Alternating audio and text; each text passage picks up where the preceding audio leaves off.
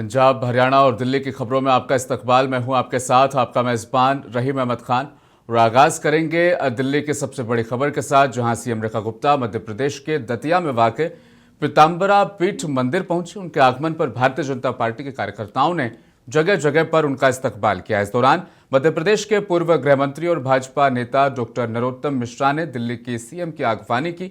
मुख्यमंत्री रेखा गुप्ता अपने परिवार के साथ पीताम्बरा पीठ पहुंची है। उन्होंने मां बगलामुखी देवी के मंदिर में भी विधि विधान से पूजा अर्चना की। पूजन और धार्मिक अनुष्ठान पीताम्बरा पीठ के पुजारियों के द्वारा मुकम्मल कराया गया। कार्यक्रम के मुताबिक इसके बाद सीएम रेखा गुप्ता ने डॉक्टर नरोत्तम मिश्रा के निवास पर आयोजित डिनर कार्यक्रम में भी शिरकत की। दौरे के दौरान मीडिया से चर्चा में मुख्यमंत्री रेखा गुप्ता ने कहा, जय माई की, माई सबका भला करेगी, माई का आशीर्वाद हम सब पर यूं ही बना रहे। मेरी ओर से सबको बहुत ढेर सारी शुभकामनाएं और माई का आशीर्वाद हम सब पे यूं ही बना रहे। मेरी ओर से सबको बहुत ढेर सारी शुभकामनाएं और माई का आशीर्वाद हम सब। वहीं पंजाब का सीएम भगवंत मान ने बीते दिनों नई दिल्ली में केंद्रीय गृह मंत्री अमित शाह से मुलाकात की और पंजाब से जुड़े कई मुद्दों के जल्द समाधान को लेकर उनसे तफसीली बातचीत की। बताते चलें, इनमें सीमावर्ती सुरक्षा प्रबंधन, कृषि संकट, अंतर्राज्यीय पानी संबंधी विवाद और केंद्र सरकार के द्वारा ग्रामीण विकास फंड के बकाया की अदायगी में देरी शामिल है। इसके साथ ही सीमावर्ती सुरक्षा दीवार जीरो लाइन से काफी दूर होने के चलते किसानों को बहुत ज्यादा मुश्किलात वहां पर पेश आ रही है। सीएम भगवंत मान ने अंतर्राष्ट्रीय सीमा और कंटीली तार के बीच पड़ने वाली ऐसी जमीन जहां पर खेती बाड़ी की जा सकती है, उस पर अपनी चिंता का इजहार किया। इसके चलते किसानों को अपने खेतों तक पहुंचने के लिए रोजाना इसे पार करना पड़ता है।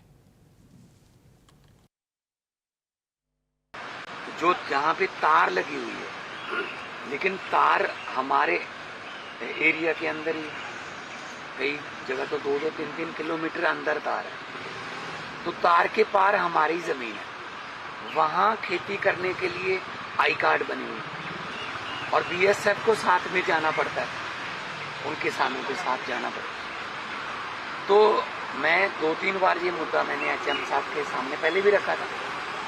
आज उन्होंने कहा कि हम इस पे फैसला लेने वाले हैं कि हम शायद तार को आगे कर देंगे। पठानकोट में ऐसा करके देखा है पहले कि तार को आगे कर लो। जो इंटरनेशनल रूल है वो 150 मीटर का, हम 200 मीटर रख लेते हैं। चलो 300 मीटर रख लो, 300 मीटर पे तार रख ली हमारी तरफ, तो बहुत हजारों एकड़ जमीन जो है, जो भारत की जमीन है, लेकिन खेती करने के लिए बीएसएफ को साथ में जाना पड़ता है। वो जमीन तार के इस पार आ जाएगी तो वो किसान जो है वो बिना रोक टोक अपनी खेती कर सकते हैं। इस बात का आश्वासन मुझे एचएम साहब ने दिया है। मैं आभारी हूँ उनका कि ऐसा वो मेरे आग्रह पे वो सोच रहे हैं। तो वहीं हरियाणा के सीएम नायब सिंह सैनी ने पंजाब की आम आदमी पार्टी सरकार और कांग्रेस पर तीखा हमला बोलते हुए कहा कि पंजाब सरकार केवल वोट बैंक की राजनीति के चलते विकसित भारत गारंटी फॉर रोजगार एंड आजीविका मिशन ग्रामीण यानी वीबीजी रामजी बिल का विरोध कर रही है। उन्होंने इल्जाम लगाया कि श्रमिकों के हित में लाई गई इस योजना को लेकर जानबूझकर झूठ फैलाया जा रहा है ताकि गरीब और मेहनतकश तबके को गुमराह किया जा सके। सीएम सैनी बीते दिन पंचकुला के इंद्रधनुष ऑडिटोरियम में आयोजित वीबीजी रामजी राज्य स्तरीय सम्मेलन में श्रमिकों से खिताब कर रहे थे। इससे पहले उन्होंने प्रदेश के कई जिलों से आए योजना से जुड़े श्रमिकों से भी बातचीत की, उनके अनुभव भी जाने। कार्यक्रम में कैबिनेट मंत्री कृष्णलाल पंवार, कृष्ण बेदी, हरियाणा मनरेगा मेट मजदूर संघ के अध्यक्ष नवीन कुमार सहित अन्य गणमान्य उपस्थित रहे।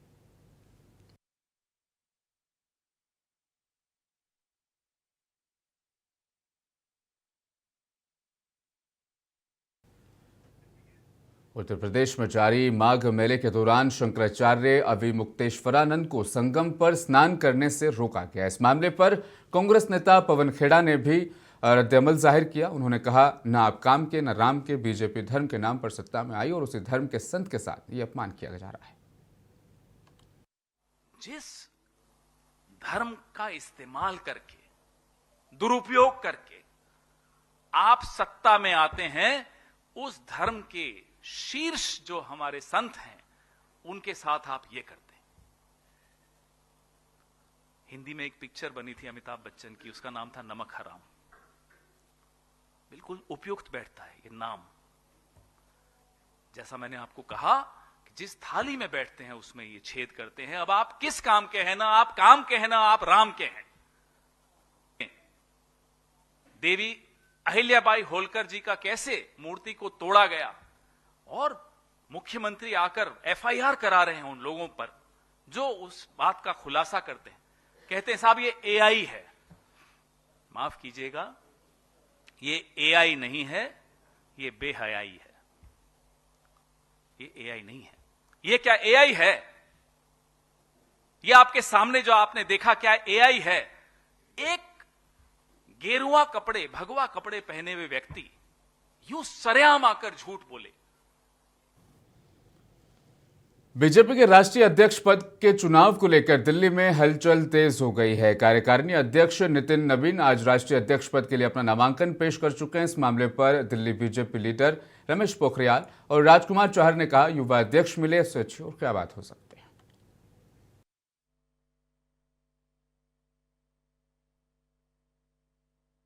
आपको मालूम है कि भारतीय जनता पार्टी दुनिया की सबसे बड़ी पार्टी है और उसका जो लोकतांत्रिक ढांचा है उसके तहत आज नामांकन हो रहा है राष्ट्रीय अध्यक्ष जी का। और नामांकन होगा, जितने नामांकन होंगे आज शाम तक वो सुनिश्चित होगा और कल विधिवत उसकी घोषणा होगी। लेकिन स्वाभाविक की पूरी दुनिया इस बात को लेकर के टिकी हुई है नजरें कि जो दुनिया की सबसे बड़ी पार्टी है उसके मुखिया का चुनाव कैसे होता। देखिए, लोकतांत्रिक देश में लोकतांत्रिक प्रक्रिया से किसी राजनीतिक दल का अगर चुनाव होता है तो वो भारतीय जनता पार्टी का होता है। और आज भारतीय जनता पार्टी के केंद्रीय कार्यालय में उत्सव का माहौल है। नए राष्ट्रीय अध्यक्ष मिलने जा रहे हैं और नए संकल्प, नई योजनाएं और जो देश के यशस्वी प्रधानमंत्री आदरणीय श्री नरेंद्र मोदी जी का जो एक संकल्प है विकसित भारत का 2047, उसकी तरफ देश आगे बढ़ रहा है और भारतीय जनता पार्टी उस अभियान को लेकर आगे बढ़ रही है। आपको मालूम है कि भारतीय जनता पार्टी दुनिया की सबसे बड़ी पार्टी है और उसका जो लोकतांत्रिक ढांचा है। नितिन नवीन के नामांकन पर बीजेपी नेता रविशंकर प्रसाद ने भी मीडिया से बातचीत करते हुए अपना रद्द-ए-अमल जाहिर किया। उन्होंने कहा, यह बहुत सौभाग्य की बात है, हमारे बिहार के वरिष्ठ नेता बीजेपी के राष्ट्रीय अध्यक्ष बन रहे हैं। ये बहुत सौभाग्य की बात है, हमारे बिहार के एक वरिष्ठ नेता आज राष्ट्रीय अध्यक्ष बन रहे हैं। प्रामाणिक 5 बार के विधायक। हमारे लिए बहुत सुख का विषय है कि वो मेरे वोटर हैं, मैं उनका वोटर हूं पटना में। तो आज हम लोग के लिए बहुत आनंद का विषय है। खूब सफल हो, देश के लिए बड़ा काम करें, पार्टी को खूब आगे बढ़ाएं, यही शुभकामना। ये बहुत सौभाग्य की बात है, हमारे बिहार के एक वरिष्ठ नेता आज राष्ट्रीय अध्यक्ष बन रहे हैं। प्रामाणिक 5 बार के विधायक। हमारे लिए बहुत सुख का विषय है कि वो मेरे वोटर हैं, मैं उनका वोटर हूं पटना में। तो आज बीजेपी के राष्ट्रीय अध्यक्ष के चुनाव को लेकर दिल्ली वाकई हेडक्वार्टर में अब हलचल तेज हो गई है। नितिन नवीन के नामांकन के साथ ही अब कल इस बात का दरअसल ऐलान भी कर दिया जाएगा, बीजेपी की कमान दरअसल कौन संभालेगा। दिखाते हैं आपको लाइव तस्वीर।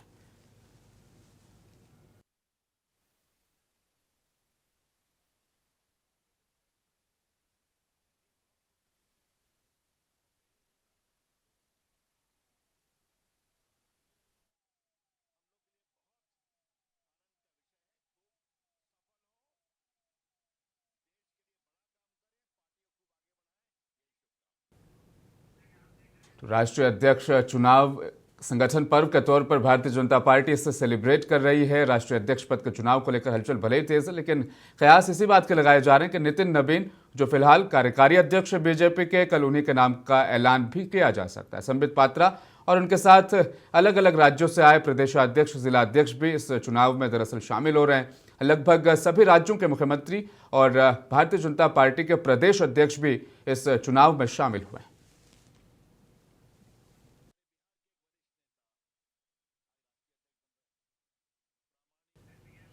तो हरियाणा के मुख्यमंत्री के राजनीतिक सचिव तरुण भंडारी ने अपने पिता की याद में पंजाब भर में सीआरपी सिखलाई कैंप लगाने का प्रण करते हुए आज इसकी शुरुआत मोगा में की, जिसमें पंजाब के राज्यपाल गुलाब चंद कटारिया मुख्य मेहमान के तौर पर शामिल हुए।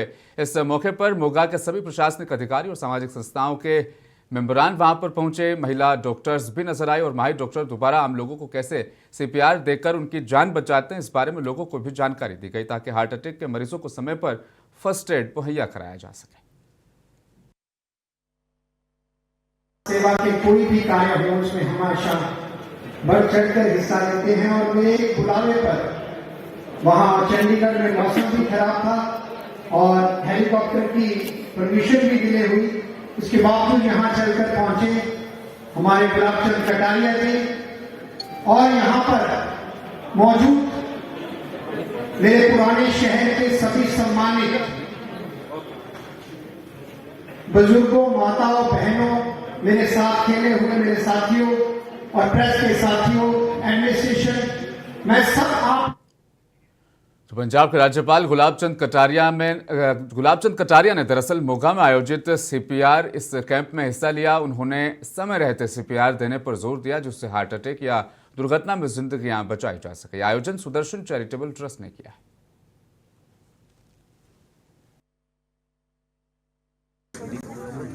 मैं सोचता हूँ तरुण जी ने एक अच्छा, अपने पिता की मृत्यु जिस ढंग से हुई थी कि उनको समय पर सीपीआर नहीं मिलने के कारण से उनका हार्ट कोलैप्स के साथ ही ब्रेन भी एक तरह से डैमेज हो गया। इस पीड़ा को समझ करके उन्होंने बाकी लोगों को इस प्रकार की घटना न घटे, इसके लिए एक अभियान सा शुरू किया है कि ज़्यादा से ज़्यादा लोगों को सीपीआर समझाया जाए, सीपीआर का उपयोग कैसे करें ये समझाएं, और इसके साथ ही इन्होंने सब प्रकार से मेडिकली मदद कैसे की जाए उसका भी इन्होंने प्रयत्न किया। एक ही दिन में इन्होंने 5 मई मोगा में टीचर्स एसोसिएशन ने जसकरण सिंह और कमलजीत कौर के परिवारों के लिए मुआवजे की मांग को लेकर जोरदार प्रोटेस्ट किया। दंपति की 14 दिसंबर 2025 को चुनाव के दौरान ड्यूटी के लिए जाते समय नहर में कार दुर्घटना के दौरान उनकी मौत हो गई थी। टीचर्स ने प्रशासन पर लापरवाही का आरोप लगाते हुए अपने गुस्से का इजहार किया। टीचर्स यूनियन ने मोगा के बाघा पुराना क्षेत्र में सड़क जाम कर दी। उन्होंने बैनर स्लोगन के साथ नारे लगाए और मृतक दंपति के बच्चों और परिवार के लिए 50 लाख मुआवजे और नौकरी की मांग की। प्रदर्शनकारियों ने घने कोहरे में सुरक्षा इंतजाम न होने का मुद्दा भी उठाया। ਅੱਜ ਦਾ ਜਿਹੜਾ ਮੇਨ ਮੁੱਦਾ ਸੀਗਾ ਜੀ, ਨਾਕਸ ਵੋਟਾਂ ਦੇ ਪ੍ਰਬੰਧ ਦਾ ਮੁੱਦਾ ਸੀ ਕਿ ਸਰਕਾਰ ਨੇ ਮਾੜੇ ਚੋਣ ਪ੍ਰਬੰਧਾਂ ਕਾਰਨ ਸਾਡੇ 2 ਅਧਿਆਪਕ ਸਾਥੀ ਆਪਣੀ ਜਾਨ ਗਵਾ ਗਏ। ਉਹ ਹੋਇਆ ਇੰਜ ਉਹਨਾਂ ਨਾਲ ਵਿਚਾਰਿਆਂ ਨਾਲ, ਉਹ ਸਵੇਰੇ ਡਿਊਟੀ ਤੇ ਜਾ ਰਹੇ ਸੀ, ਧੁੰਦ ਜ਼ਿਆਦਾ ਸੀ ਤੇ ਇੱਕ ਪੁਲ ਜਿਹੜਾ ਕਿ ਘੋਨਾ ਸੀ ਉਹਦੇ ਵਿੱਚ ਉਹਨਾਂ ਦੀ ਗੱਡੀ ਪਲਟ ਗਈ। ਸਾਰਿਆਂ ਨੂੰ ਤੁਹਾਨੂੰ ਪਤਾ ਹੀ ਹੈ ਕਿ ਉਹਨਾਂ ਦੀ ਡੈਥ ਹੋ ਗਈ। ਅੱਜ ਦਾ ਮੇਨ ਇਹ ਸੀ ਕਿ ਸਰਕਾਰ ਨੂੰ ਮੁਆਵਜ਼ੇ ਲਈ ਬੇਨਤੀ ਕੀਤੀ ਸੀ ਕਿ ਉਹਨਾਂ ਦੇ ਜਿਹੜੇ ਬੱਚੇ ਆ ਉਹਨਾਂ ਨੂੰ 2-2 ਕਰੋੜ ਰੁਪਇਆ ਮੁਆਵਜ਼ਾ ਦਿੱਤਾ ਜਾਵੇ ਤਾਂ ਕਿ ਉਹ ਆਪਦੀ ਜ਼ਿੰਦਗੀ। ਅਸੀਂ ਸੰਯੁਕਤ ਅਧਿਆਪਕ ਮੋਰਚੇ ਵੱਲੋਂ ਅੱਗੇ ਡੀਸੀ ਦਫ਼ਤਰ ਦੇ ਰੈਲੀ ਕੱਢੀ ਸੀਗੀ। ਥੋੜੇ ਦਿਨ ਪਹਿਲਾਂ ਕੈਂਡਲ ਮਾਰਚ ਕੀਤਾ ਸੀਗਾ। ਸਾਡੇ ਪਿਛਲੇ ਦਿਨਾਂ ਦੇ ਵਿੱਚ 2 ਸਾਥੀ ਅਧਿਆਪਕ ਸਾਥੀ ਜਸਕਰਨ ਸਿੰਘ ਤੇ ਭੈਣ ਕਮਲਜੀਤ ਕੌਰ ਜਿਹੜੀ ਚੋਣ ਡਿਊਟੀ ਦੌਰਾਨ ਉਹਨਾਂ ਦੀ ਸੂਏ ਦੇ ਵਿੱਚ ਕਾਰ ਜਦੋਂ ਡਿੱਗ ਪਈ ਸੀ ਤੇ ਉਹਨਾਂ ਦੋਨਾਂ ਸਾਥੀਆਂ ਦੀ ਸਾਡੇ ਦੀ ਮੌਤ ਹੋ ਗਈ ਸੀਗੀ। ਉਹਦੇ ਲਈ ਮੁਆਵਜ਼ੇ ਦੀ ਗੱਲ ਕਰ ਰਹੇ ਸੀ क्योंकि ਉਹਨਾਂ ਦੇ 2 ਬੱਚੇ 11 साल के। अंबाला में आज उस समय हड़कंप मच गया जब शहर के कई नामी ग्रामीण स्कूलों को बम से उड़ाने की धमकी दी गई। धमकी मिलने की खबर सामने आने के बाद पुलिस इस पूरे मामले में हरकत में आ गई। ये धमकी ईमेल के जरिए से भेजी गई, जिससे स्कूल प्रशासन, अभिभावक और छात्रों में चिंता का माहौल बन गया। सुबह करीब 8:22 पर ये ईमेल प्राप्त हुई। इसके तुरंत बाद स्कूलों ने सतर्कता बरतते हुए पुलिस को इत्तला दी। स्कूल प्रशासन की तत्परता, धमकी मिलते ही संबंधित स्कूलों के प्रबंधन ने बिना देरी किए पुलिस प्रशासन को इस मामले से रूबरू करवाया। सुरक्षा को प्राथमिकता देते हुए स्कूल परिसरों को फिलहाल खाली करवा दिया गया है।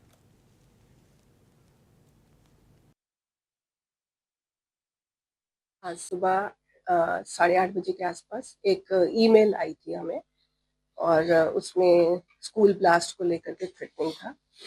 हमने पुलिस को इन्फॉर्म किया, पुलिस अलर्ट पे आ गई और तब से हमने सर्च भी किया, पुलिस वाले भी हमारे साथ हैं और मुझे लगता है आप सबके होते हुए हमें घबराने की कोई जरूरत नहीं है। क्या स्कूल की छुट्टी वगैरह की गई है? नहीं, स्कूल वर्किंग है।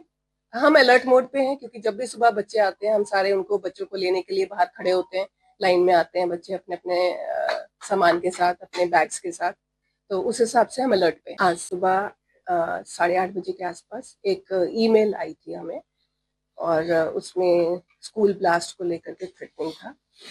हमने पुलिस को इन्फॉर्म किया, पुलिस अलर्ट पे आ गई और हरियाणा के ओपी जिंदल यूनिवर्सिटी में सेंटर ऑफ इजराइल स्टडीज के डायरेक्टर डॉक्टर खिवराज जहांगीर ने गजा बोर्ड ऑफ पीस पर अहम बयान दिया। उन्होंने कहा कि गजा को पहले मानवीय सहायता नहीं, मानवीय सहायता की सबसे पहले उनको जरूरत है, कूटनीति की फिलहाल नहीं। युद्ध प्रभावित क्षेत्र में भूखमरी और तबाही को रोकने पर फोकस होना चाहिए।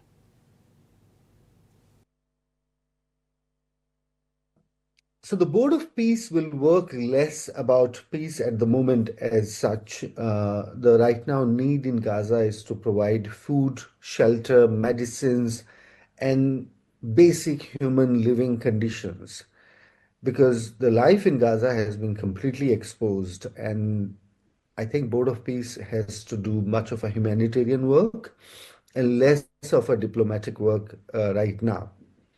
However, one of the critical challenges for this Board of Peace is to deal with the presence of Hamas. Hamas Haryana के नूह में केएमपी एक्सप्रेस वे पर भीषण सड़क हादसा हो गया। हादसे में 2 लोगों की जिंदा जलकर दर्दनाक मौत हो गई। हादसा 5 वाहनों की जबरदस्त टक्कर के चलते हुआ। सुबह करीब 8:30 बजे यह हादसा थाना मोहम्मदपुर अहिर इलाके के तहत गांव सबरस और गुड़ी के पास हुआ। हादसे में 2 लोग जिंदा जल गए। मकामी लोगों से मिली जानकारी के मुताबिक 2 ट्रेलरों ने अचानक बीच रास्ते में ब्रेक लगा दिया, जिसके चलते पीछे से आ रहे कंटेनर और 2 ट्रक उनसे टकरा गए। वाहनों की भीषण टक्कर से खनन सामग्री से लदा एक ट्रेलर बुरी तरीके से क्षतिग्रस्त हो गया। टक्कर इतनी भयानक थी कि 2 ट्रेलरों में आग लग गई।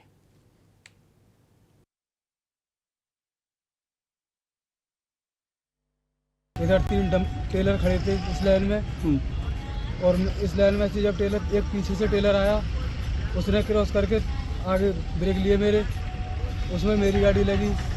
मेरी गाड़ी लगने के बाद में बीच में गाड़ी खड़ी हो गई, पीछे से और गाड़ी आई, वो लग गई उसमें, वो भग गए दोनों जने।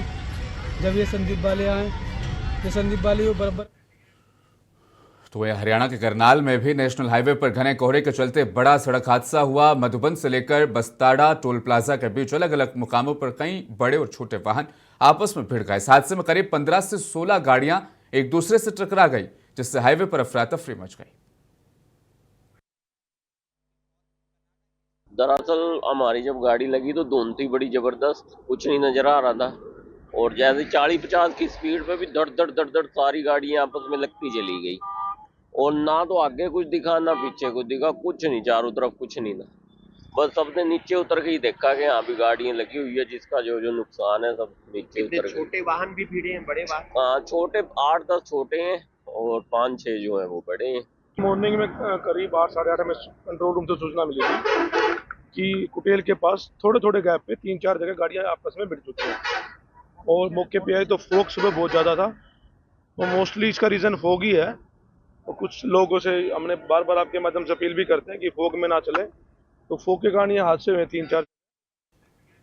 दिल्ली के कर्तव्य पथ पर 77वें गणतंत्र दिवस समारोह की तैयारियां जोर शोर से चल रही है। कड़ाके की ठंड में भी सुबह सुबह एनसीसी कैडेट्स और सैनिक दस्ते मार्च का रिहर्सल वहां पर नजर आया। जवान ये परेड 26 जनवरी के दिन राष्ट्रपति और देश के सामने पेश करेंगे। आज 19 जनवरी को कर्तव्य पथ पर एनसीसी कैडेट्स ने अनुशासित मार्चों का अभ्यास किया। सैन्य टुकड़ियां, बैंड और सांस्कृतिक झांकियों की तैयारियां वहां पर देखी गई। विजय चौक से इंडिया गेट तक मार्ग बंद रहा, जिससे ट्रैफिक डायवर्जन लागू हुआ।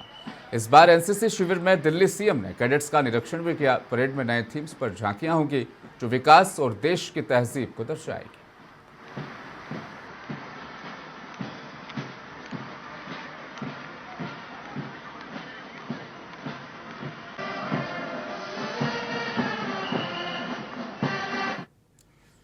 रेन बसेरा भीषण ठंड से बचने के लिए बेघर लोगों का सहारा बन चुका है। दिल्ली एनसीआर समेत उत्तर भारत के कई शहरों में सुबह सुबह लोग अच्छी सुविधाओं वाले रात्रि रेन बसेरों में शरण ले रहे हैं। गर्म भोजन, कंबल और डॉक्टर्स की सहायता भी वहां पर मौजूद रहती है। दिल्ली में 200 से ज्यादा रेन बसेरे फिलहाल चल रहे हैं, जहां हजारों लोग ठहर रहे हैं। कड़ाके की ठंड में तापमान 4 डिग्री तक गिर रहा है। नगर निगम ने हीटर, चाय पानी की व्यवस्था भी यहाँ पर की है।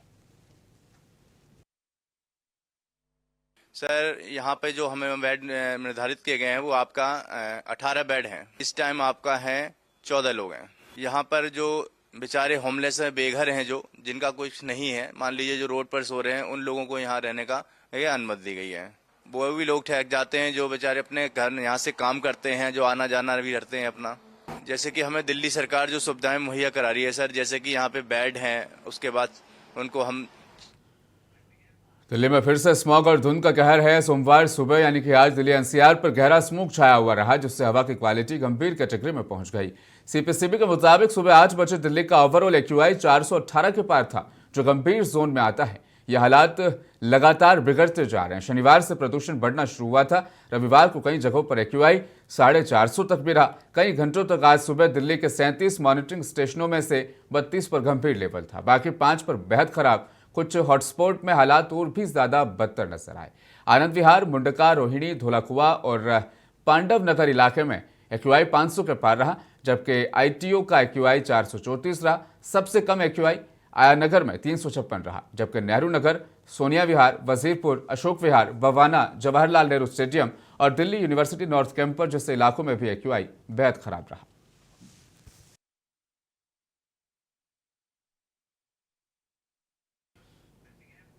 नई दिल्ली में विश्व पुस्तक मेले के आखिरी दिन की ढलती शाम में भी पुस्तकों के स्टॉल पर अच्छी खासी भीड़ देखी गई। बताया जा रहा है कि पिछले साल की तुलना में इस बार रिकॉर्ड तादाद में लोग यहां पहुंचे। पहली बार मेले में फ्री एंट्री रही, जिसके चलते बड़ी तादाद में लोग पहुंचे। विश्व पुस्तक मेले की अहम तस्वीरें आप देखिए इस तफसीली रिपोर्ट में। नई दिल्ली के भारत मंडपम में चल रहे 53वें विश्व पुस्तक मेला 2026 में 20 लाख से ज्यादा लोग पहुंचे। रविवार को मेले का आखिरी दिन था। मेले का आयोजन राष्ट्रीय पुस्तक ट्रस्ट ने किया था। इस साल पहली बार मुफ्त प्रवेश की व्यवस्था थी। इसके चलते रिकॉर्ड संख्या में लोग पहुंचे। प्रकाशकों ने कहा कि इस जबरदस्त प्रतिक्रिया ने भारत में पढ़ने की बढ़ती संस्कृति पर मुहर लगाई है। सैन्य विज्ञान की किताबों से लेकर देश विदेश के लेखकों के बेस्ट सेलर फिक्शन तक। हम लोग हर सब्जेक्ट पे किताबें करते हैं। वो उस पर हमारे पास मिलिट्री साइंस पे भी किताब है, जो कि उनका इस वक्त थीम था आर्मी का। तो काफ़ी किताबें हमने भी डिस्प्ले की हुई है। काफ़ी लोग आर्मी से लोगों ने विजिट भी किया है, तो उनको भी पसंद आई है किताबें। अब वो फिर बाद में पता चलता है कि क्या उनके पास है क्या नहीं है, वो फिर देखते हैं उसको। बेस्ट सेलर्स में अमिताभ घोष का नया किताब, द जापानीज ऑथर, उनका मोरासाकी बुक शॉप। हिंदी में हमने काफ़ी सारी किताबें पब्लिश की है, उनको बहुत अच्छा रिस्पांस मिला है। हमारा चिल्ड्रन में स्टॉल है, उसको काफ़ी अच्छा रिस्पांस मिला है। We have done general publishing, lot of good books have come. हमने नया गौर गोपाल दास पब्लिश किया इस साल, उनको बहुत अच्छा रिस्पांस मिला है बुक फेयर से। If you can count number, it will double then last year. Overall sales would have grown at least 20% compared to last year. Bulletin में फिलहाल इतना ही। जाने से पहले एक बार देखिए आखिर में हेडलाइंस। सुर्खियों को पेश करने में ताउन किया है डॉक्टर ऑर्थो ऑयल के साथ साथ डॉक्टर ऑर्थो कैप्सूल्स साथ लेना ना भूलें। दिल्ली के सीएम रेखा गुप्ता ने दतिया में पीताम्बरा पीठ में की पूजा। पूर्व गृहमंत्री और भाजपा नेता डॉक्टर नरोत्तम मिश्रा ने दिल्ली सीएम का किया इस्तकबाल। पंजाब के किसानों के लिए बड़ी खुशखबरी, बॉर्डर पर बेरोक-टोक खेती का रास्ता होगा साफ। गृहमंत्री अमित शाह से मुलाकात कर बोले सीएम भगवंत मान।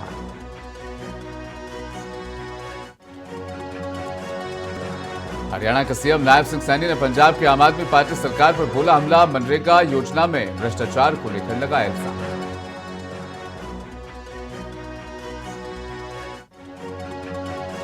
रिकॉर्ड तोड़ भीड़ के साथ इख्तिताम पसीर हुआ Delhi world book fair. 20 lakh से भी ज्यादा लोगों ने किया विजिट।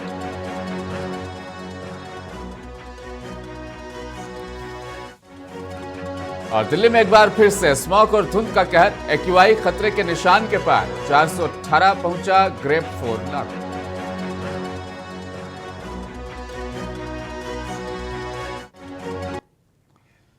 पंजाब, हरियाणा और दिल्ली की खबरों में फिलहाल बस इतना ही। मुझे दीजिए इजाजत। आप बने रहें मुंसिफ टीवी के साथ और देखिए अगला प्रोग्राम बड़ी खबर।